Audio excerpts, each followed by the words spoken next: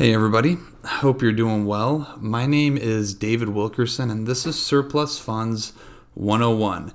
Just wanted to say thank you for everybody who's liked the video, subscribed to the channel, or even made a PayPal donation. Those are starting to come in a lot. And Tony, I really appreciate the one that you did not too long ago. It means a lot. But you guys, I just wanted to spend some time to address something, and it's the dark side of the surplus business that nobody really wants to talk about. Now, I'm going to preface this little rant on, this is a great industry. I have nothing wrong with it. This is actually the industry you want to be in right now, especially with our economy being the way it is. But I just want to go over some of the kinks in the hose per se when it comes to finalizing deals, getting deals done, and things like that, because a lot of these cities and states, they're not designed equally, and some of them are willing to do things for private investigators that others aren't. So on this slide here, there's a few things that I just wanted to go over with you guys. And the very first thing that's the biggest problem with this industry is data aggregation. Okay, I know a lot of you guys are doing state funds, but once you guys graduate into doing surplus funds and bankruptcy deals and everything else, you'll realize really quick that the data aggregation side of this business is the biggest pain in the ass you'll probably ever have to deal with.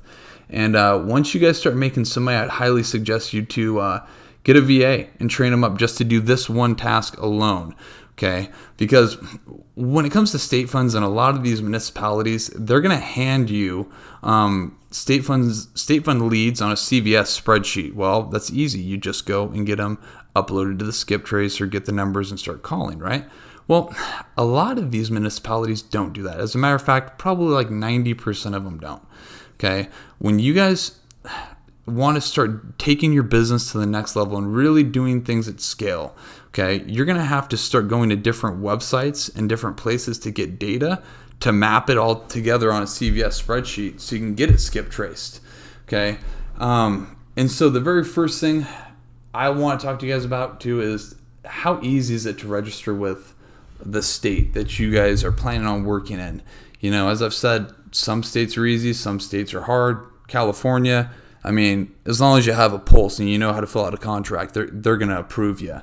But there's states like Texas where they require you to have a private investigator's license through the Homeland Department of Security in Texas. It's like a 200-hour accreditation. So it makes it kind of a pain in the ass. So, I mean, that's one of the things you have to think about when it comes to signing up. And the second thing is, how much does the state cap your commission at? A lot of these municipalities are going to cap you at 10%, 20%. They'll say, oh yeah, we'll do 10% up to $1,000, and that's where we cap you at. I like making a whole hell of a lot of money, so I always lean on the states that allow me to collect the most. Okay. Now, here's another thing, you guys. Does the state give you the leads either paid or free in a CVS format? And kind of tying that back into the data aggregation piece, it's really easy when you can get 20,000 leads, get them up traced, and then put them into the auto dialer and start calling them. But when, let's just say you're doing bankruptcy deals, you have to go to the Pacer website, then you got to go to UCF courts, you got to map all the data, and it's just a pain in the ass, and it takes a lot of time away from you. Okay. Now, another thing is, do they pay you directly or do they pay the claimant? Well, most of the time, they're going to pay the claimant directly, and you're going to have to invoice them. But I have kind of a workaround for that. And as a matter of fact, I've sat down, you guys have thought about this one thing that I'm talking to you guys about so in depth, to where I've cherry picked the best states that pay you the most. They're the easiest to work with, easiest to register in. They pay you directly, and it's just smooth and easy. And I'll make a slide about all that stuff in a future video. But another thing, you guys, do they accept notarized contracts via notarize.com?